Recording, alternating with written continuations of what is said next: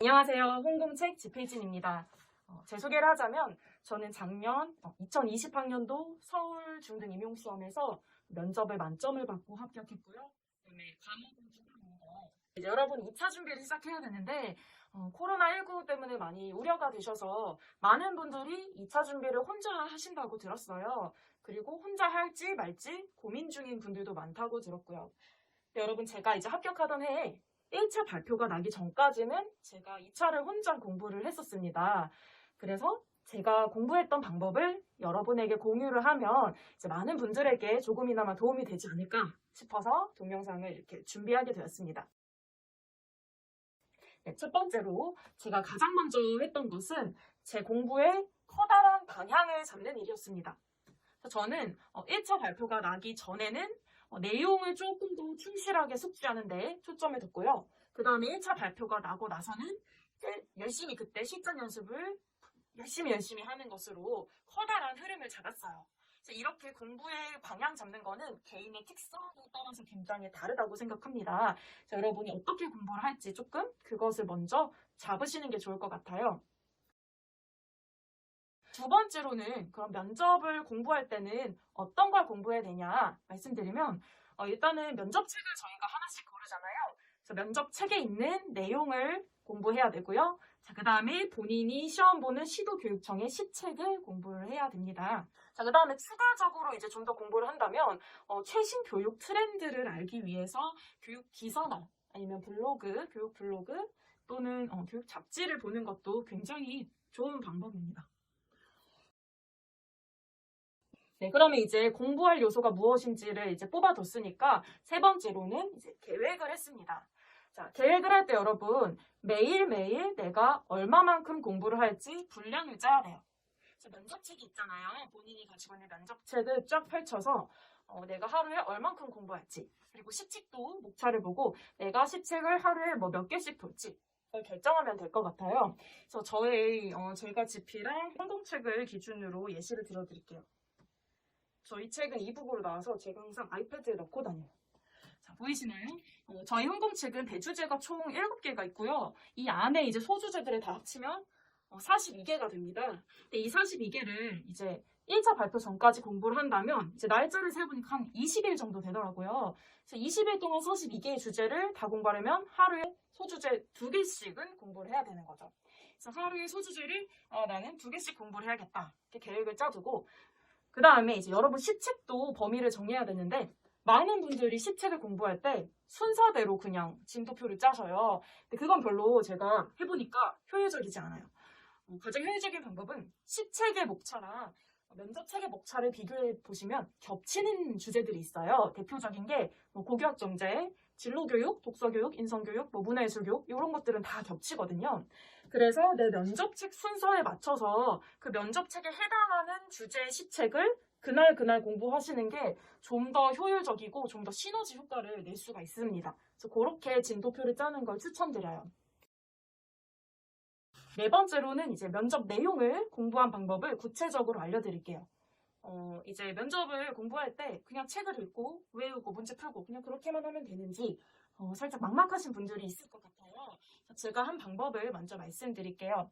일단 첫 번째로 내가 면접책에 어떤 주제를 공부를 할 때 그것과 관련된 기출문제를 먼저 풀어봤어요. 그렇게 하면 이 파트에서 어떤 부분에 포인트를 둬야 되는지 감을 잡을 수가 있습니다. 그래서 그렇게 꼭 해보시고 그다음에 두 번째로는 이제 면접 책에 해당 주제 내용을 쭉 읽으면서 이제 공부를 하는 거죠. 이때 막 무조건 암기해야 돼 막 이렇게 암기를 막 하는 게 아니라 좀 내용의 흐름을 보고 이해를 하고 하는 식으로 쭉 훑어보는 거예요. 자, 그다음에 세 번째로는 이제 이 작업이 제일 중요한데 세 번째로는 해당 주제의 내용을 이제 정리하는 겁니다. 그럼 뭘 정리하냐? 뭘 정리하냐면 그 해당 주제에서 실제로 출제될 것 같은 요소들을 정리를 하는 거예요. 예를 들면은 이제 인성교육을 공부한다고 해봐요. 자, 인성교육에서 이제 그 면접 책을 보면은 소주제들이 있어서 메모지가 있잖아요. 그거를 참고해서 내가 생각하기에는 이런 게 나올 것 같아. 그래서 인성교육의 효과, 인성교육의 필요성, 인성교육을 위해 교사에게 필요한 자질, 인성교육에서 내가 교과교사로 할 수 있는 방안, 담임교사로 할 수 있는 방안 뭐 이런 것들이 나올 수 있겠다라고 생각해서 면접책을 바탕으로 쭉 정리를 하는 거죠. 그런데 이제 여러분이 생각하기에 나는 인성교육에서 이런 것 나올 수 있을 것 같은데 면접책에 그 내용이 없을 수도 있어요. 그런 걸 이제 여러분이 캐치해서 추가를 해서 정리를 해두는 거죠. 예를 들면은 이런 것도 있을 수 있어요. 면접책에 인성교육의 효과 해서 A, B, C가 소개됐어요. 근데 내가 생각하기에는 이 A, B, C 말고 D, E라는 효과가 더 있을 것 같고 이게 더 좋은 내용인 것 같을 때가 있거든요. 그런 생각들도 이제 다 추가해서 정리를 하는 거죠. 전 이런 과정이 사실 가장 필요하고 중요하지 않을까라는 생각이 듭니다. 왜냐면 이제 사실 다들 면접책은 비슷비슷하게 보니까 잘못하면 답안이 다 똑같아질 수도 있거든요. 그래서 자기만의 생각, 그 면접책으로 공부하고 자기만의 생각을 넣어서 추가해서 정리해 두는 것들, 이런 작업이 꼭 필요할 것 같습니다. 자, 그 다음에 이렇게 쓰면 이제 관련 시책을 찾아서 보는 거예요. 아까 진도표에 맞추라고 했잖아요. 그래서 인성교육과 관련된 서울시 시책이 있거든요. 그때 같이 공부를 하고, 자, 서울시 책에서 소개되는 이제 정책들이 있어요. 세부 정책들. 그거를 당연히 외우는 건 당연하고요. 외워두지만 그것을 내가 실제로 학교 현장에서 적용을 할 때 어떻게 활용을 하고 시행할지 구체적인 방안들까지 내가 생각을 해서 정리를 해두도록 합니다. 구체적으로 내가 인성교육을 어떻게 할지 이름을 정해두면 좋고요. 그래서 세부적으로 정리를 해두면 굉장히 좋습니다.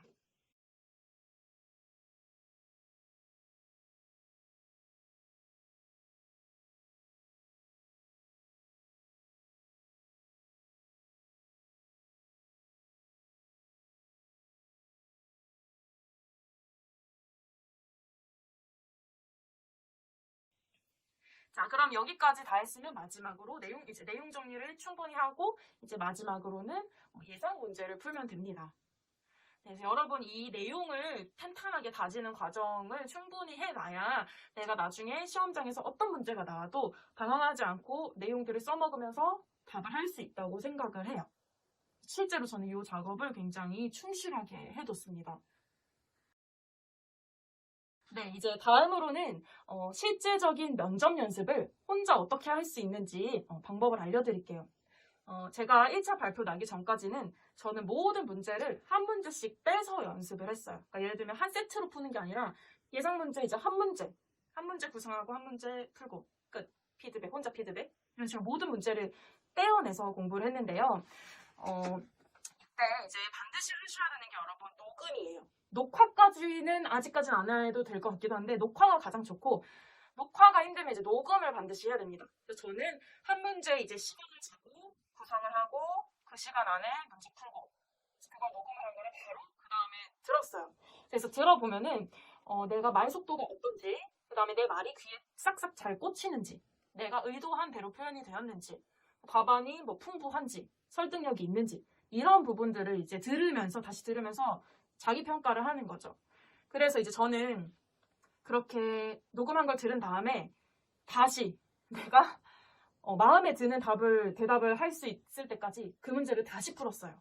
그래서 다시 풀고 안 되면 또 다시 풀고 해서 마음에 드는 답안이 나올 때까지 연습을 한 다음에 이건 진짜 좋은 멘트 같다. 이런 식으로 대답하면 좋을 것 같다 생각이 되는 그런 것들이 있거든요. 그러면 그 먼저 문제에 이렇게 기록을 해뒀어요. 정리를 따로 해뒀어요. 그래서 이런 자기평가 과정이 혼자 공부할 때는 아주 필요하고 이게 혼자 공부하는 것의 가장 장점이라고 생각해요. 스터디가 없으니까 나 혼자 연습을 되게 많이 해볼 수 있거든요. 그래서 똑같은 문제를 다시 풀어보는 게 저는 굉장히 도움이 됐어요. 그래서 여러분들도 한번 이 방법은 해보시면 좋을 것 같습니다. 그래서 저는 1차 발표 전까지는 이 자기평가를 할 때 반비언어적인 요소보다는 좀 내용적인 부분에 조금 초점을 둬서 계속 다시 연습을 했던 것 같아요. 그런데 다음으로 여러분 혼자 공부할 때 단점을 좀 알려드릴게요. 일단 혼자 공부할 때 장점도 많지만 단점이 사실 너무 치명적인 게 있어요. 일단 내가 하는 모습을 제3자의 눈으로 객관적인 평가를 받지 못한다는 거. 그 부분이 굉장히 치명적인 단점이거든요. 그래서 이 부분에 대한 대안으로는 첫 번째 이제 일하시는 분들은 현직 선생님들의 도움을 좀 받는 거예요. 현직 선생님들한테 잠시만 조금 양해를 부탁드리고 허락을 구해서 좀 피드백을 받는 것과 또는 이제 주변에 합격한 친구들이 있잖아요. 그래서 합격한 친구들에게 피드백을 요청하는 방법도 있고요. 자, 그런데 이것이 모두 힘들다 하면은 어쩔 수 없이 이제 온라인으로 스터디를 진행을 하는 것이 좋습니다. 그래서 온라인으로 스터디를 진행을 할 때 이제 영상이나 녹음을 해서 그걸 공유한 다음에 피드백을 하는 방식도 있는데 그것조차 부담스럽고 시간이 많이 걸린다 싶으면 저는 1차 발표 전까지는 답안 내용을 타이핑을 쳐서 그걸 공유하고 그거에 대해서 피드백하는 이런 방식도 괜찮다고 생각을 해요. 괜찮다고 생각을 해요. 그리고 이후에 실제적인 연습은 발표 나고 나서 해도 뭐 늦지 않다고는 생각이 들어서 그런 방식으로 스터디를 진행하는 것도 있겠습니다. 네, 여러분 이제 여기까지 제가 혼자 공부했던 방법과 좋을 것 같은 방법을 소개해드렸어요. 코로나 때문에 정말 쉽지 않지만 끝까지 2차 끝까지 열심히 준비를 하시고 모두 1차 좋은 결과가 있으시길 바라겠습니다. 자, 모두 힘내세요. 화이팅!